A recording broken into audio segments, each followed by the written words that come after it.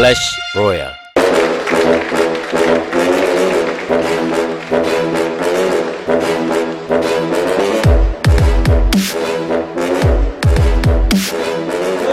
Hope you guys brought your Vuvuzelas because we're jumping into the winner's match here. It's going to be Patience versus TY. Patience did take a close series over Cure. Cure, interesting play style today, bringing in some new stuff. Some Maybe Cure lost on purpose because he wants to go second out of the group in second place. Well, I feel like Patience lost his nexus and he's like, oh man, I gotta. If you were actually okay, let's say you were gonna put in that strategy because I mean you can't stop players from doing that, right? I mean, it's well, I mean it's against the rules, like, but I mean who knows? But, you know, it's like right. It's kind of interesting, but like you would want to win the first game and then lose the second one so that you have an extra game to rest before getting into the last one. So if that was his idea, not my style. So I was only saying it in jest. By the way, these maps looks like he Patience really wanted to do Gettysburg, which is kind of interesting. Frozen Temple gets picked up by TY, but Patience also likes playing on it. This is like a really interesting map draft. We didn't see either of the original or the other map drafts for some reason, but this is kind of cool because we're going to get to see a Frozen Temple game with TY. He gets to play on Sejong as well. We might not even go to Gettysburg because TY is like so good on these maps. I think it's like a bad map draft for Patience. I'm surprised that he didn't pick Dust Towers, Patience. I guess it's just not his style of map. Maybe he likes the smaller maps so he can just try to hit timings. You know, Patience generally pretty good about doing that. This is going to be a really exciting first game on Sejong. I'm pretty hyped because I didn't expect Patience to beat Cure. He was able to do it. Yeah. Almost 3-0, like I said, because the second game he almost had one. He made like one or two big decision-making mistakes there. Didn't defend his nexus, lost the game, but TY looks unstoppable right now, and I really feel like the map draft favors him. And I think that map draft is so important. It's one of the cooler maps that we have, or map drafts we have. Like in the GSL, we just have bans and then map random orders. But in this, we actually have map priorities, and that's how the draft is done. It's basically blind pick maps. And it's such a interesting situation now for TY because I'm sure that he was thinking that Cure was going to get out of the other side of the bracket, and he was like, okay, if I just practice TVT, I'm good. How much did he practice TVP for this matchup? I don't think he was preparing too much to play up against Patience. This may be one of the last things he's expecting coming into this game. Very true. TY probably expecting to face Cure and maybe even defeat Cure to go out of the group 4-0. I mean, if I were TY, that's what I'd be thinking. So I think that's a really good thing to bring up, whereas Patience, again, only one matchup. He's already shown 3 different builds, though. Now we're going to jump into game number 1 now on King Sejong Station for TY versus Patience. The zombies come out at night. They'll never catch me. They'll never catch me.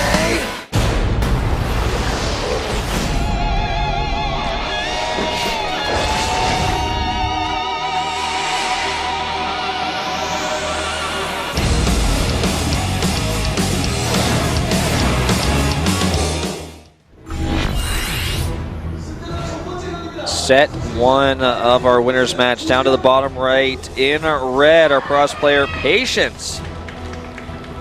The Afrika Freaks and his opponent to the top left in blue. Came out without dropping a single map. It is TY. Got out of his challenger group 8-0. Then it took a 2-0 to make the winner's match. Yeah. So, I'm going to be honest, I had some twigs during the break. Yeah. And then there was just one tiny little piece left that I wasn't able to eat right before the break ended. And I was like, maybe I can fit this in right before we get into the game during the map intro. The answer was no. Twix has a lot of caramel in it, a lot of chocolate. I do not recommend. Yeah, no. Next time, I'm going to rethink this next time. And yeah, so that's that. Well, I'm just glad you didn't choke. I've never had to Heimlich anybody, and I wasn't hoping this to be the first time. But I would have done it. I would have saved you for esports. I would have like looked it up on. Oh, she's like, I'm gonna tell you something I never told anyone before. He's like, I have a flash tattoo. He's like, I think Patience is gonna 2-0 TY, and she's like, I'm out of here. He probably does have a flash tattoo. I mean, whoever doesn't at this point is kind of, I don't know, pretty far behind. This is a modern I'm society, actually going right? to have to go get a Flash tattoo now that we've brought this up enough times. Everyone's gonna be like, I'm pretty sure he doesn't really have one. I'm sure having a face of some random guy to you know, a lot of people that aren't into StarCraft would turn out very well for you, Wolf. Yeah. Listen, okay, here's how it's going to be, though. How's it gonna be? One of my friends has a Mr. Saturn tattoo, right? And to most people, it's like, that's really weird. But to people like me who are really into the Mother series, like, oh my God, Mr. Saturn, and you relate to them. Imagine you're hanging out and somebody sees the face of Flash. It's like a beacon to any StarCraft fan. I'm like, oh my God. Oh my God. Oh my God. Oh my God. Oh my God. Nice scout there by the SCV on the StarCraft. What is going on today? Oh my God, I don't know. I just keep saying, oh my God, because I'm at that point. I've done a lot of casting. It's all your fault. You were gone, and I had to cast all the time. Yeah. Thanks a lot for going to China and covering that Pro League Round 3 finals in the Shanghai's IEM. It also doesn't help that I chose one of the hottest days of the year to go house hunting today. I woke up at 11 and I was out in the heat walking around looking at houses all day long. Yeah, it's a lot of fun.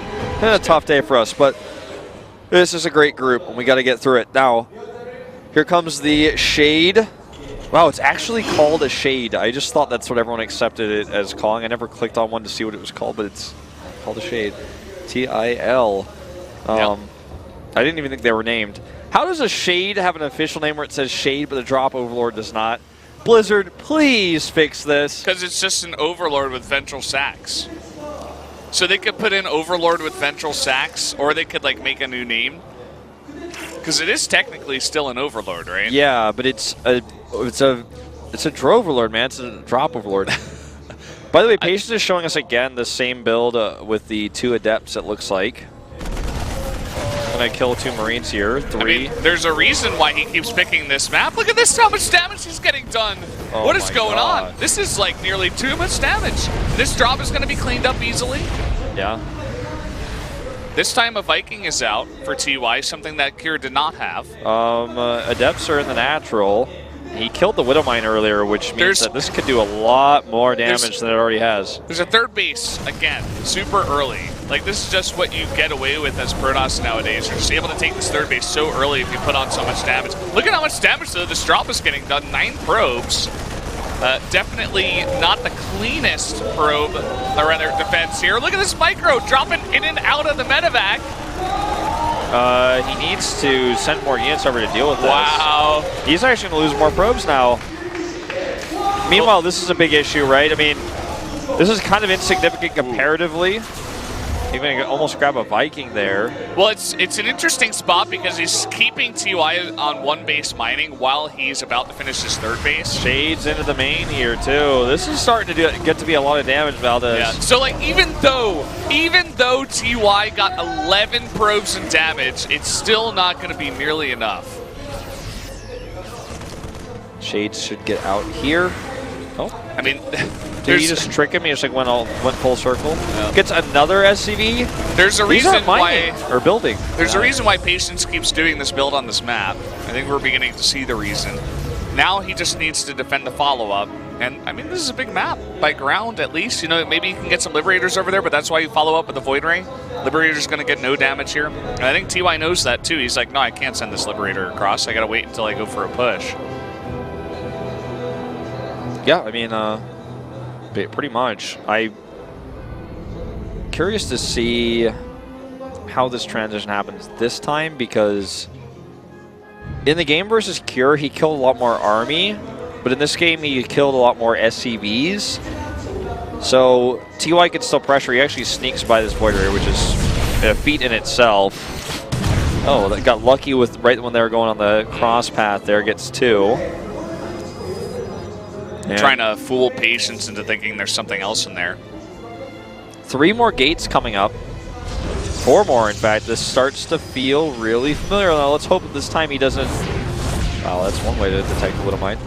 Let's hope this time he doesn't move out while getting glaives in the forge and then like lose half his army. Yeah, let me get every upgrade in the game, and then let me see if I can beat the Terran here. I mean, he was very far ahead, so I understand why he was a bit overconfident, perhaps, in that fight. And yeah, I think maybe he'll just sit back this time. I wonder if he's going to go for a follow-up attack this time, or is he going to wait for those upgrades, like get the upgrades and then wait for them and then go for the attack? I like that strategy a bit better, to be honest. I think resonating glaives are very important. I actually think it's fine to just not get the upgrade and attack with this kind of army, which I think this time he looks to be doing. If he catches the medevacs, quick reaction. He can actually still fight this with the rest of his army. You know, like dropping out is not going to save him. Well, this is a nice timing on the Liberator. He waits until he sees the Void Rays, and he's like, okay, now I can come in. But this Liberator is not going to be at home to defend. Prismatic alignment wasted here. That's actually got a pretty long cooldown, which means killing structures is going to be harder here. With turrets coming up, he needs to kill those ASAP. 20 seconds left on that cooldown. Oh, those force fields, so good. Oh, and the pickup, though, the counter micro, and a double drop into the natural. This is huge. This actually might be too much for him to defend it. There's turrets up here. TY has stim. He flew 2 Void Rays into double turrets and 3 Void Rays even. There you go. Goodbye, Void Rays. That actually is game over, basically. These units get warped into waste. Patience is just not good in high-stress situations compared to some of these other Terrans in the group here. Still coming in, and there's only Marines here, basically, outside of the Widow Mines. So if he can detect the Widow Mines, he's still going to be able to do a nice bit of damage. TY's still on 2 bases. Well, Patience is on 1, and this Nexus is dead. The Nexus at the 3rd base isn't mining, will be dead soon. All he really has to do is defend this, and I don't think he'll have any trouble. Besides that, he could send these units home. He's not even paying attention to his mothership core. He's not babysitting at GG. There you go. TY, he holds on. Very nice amount of, just multitasking there. Get the drop in, get the Liberator in. He just kind of outplayed Patience there. Patience not really doing too well on his attack either.